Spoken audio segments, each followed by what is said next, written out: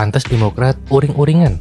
PKS dan Nasdem punya jagoan masing-masing untuk cawapres.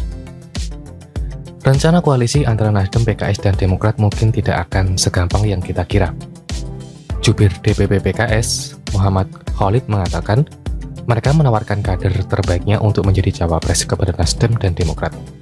Calon yang ditawarkan adalah mantan Gubernur Jawa Barat Ahmad Heriawan, mantan Gubernur Sumatera Barat Irwan Priyatno, Wakil Ketua MPR Hidayat Nur Wahid dan atau NHW, Presiden PKS Ahmad Saiku, dan Wakil Ketua Majelis Syuro Muhammad Saiful Imam. Calon yang sebenarnya kurang bermutu.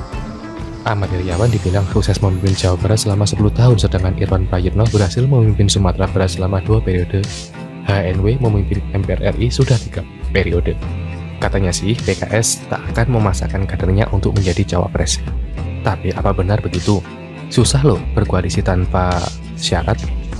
Tentu kami juga sangat menghormati aspirasi dari Demokrat yang ajukan AHY atau Nasdem yang kabarnya akan ajukan Panglima TNI Andika Perkasa atau Khofifah Gubernur Jawa Timur, katanya. Sementara itu, jubir DPP Partai Demokrat Herzaki Mahendra Putra mengingatkan elit Partai Nasdem dan PKS tentang sosok cawapres yang akan diusung.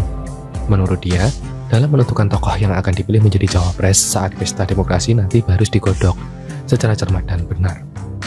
Karena itu harus diramu dengan benar-benar cermat. Siapa sosok capres dan cawapres yang paling tepat?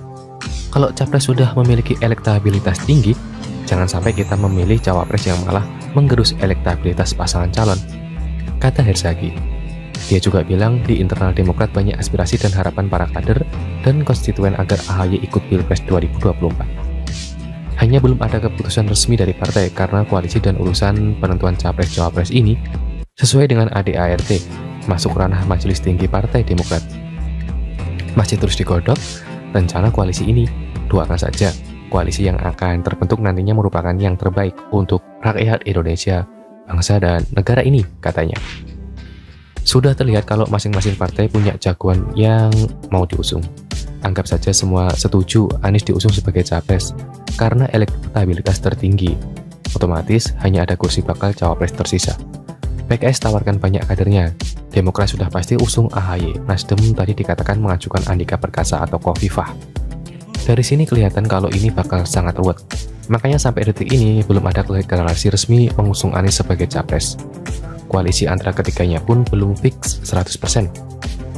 Dari pernyataan jubir Demokrat, terlihat kalau Demokrat deg-degan dan was-was. Jika mau AHY jadi cawapres, Demokrat harus pastikan dan merayu agar Nasdem dan PKS mengalah.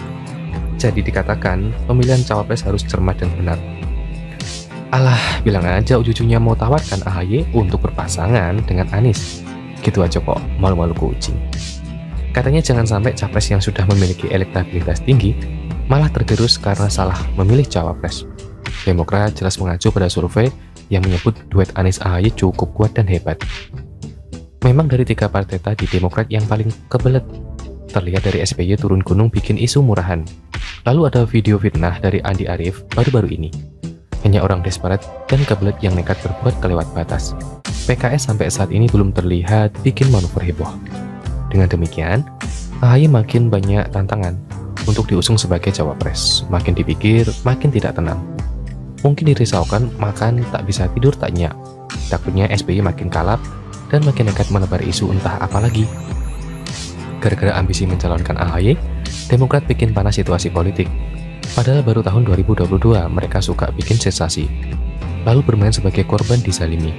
Cara murahan ini masih saja dipakai demi ingin berkuasa. Nanti kalau mereka dilempari isu balasan, malah mewek dan sedihnya menggema hingga ke ujung angkasa. Suruh AHY mulai dari dulu bawahnya, seperti yang dilakukan Gibran. Gibran tak pernah langsung diusung sebagai calon gubernur DKI, lalu dipaksa jadi cawapres. Kalau AHY ya maksudnya, tidak lolos dari nol, maka tahu dirilah. Tandanya rakyat tidak suka. Bagaimana menurut Anda?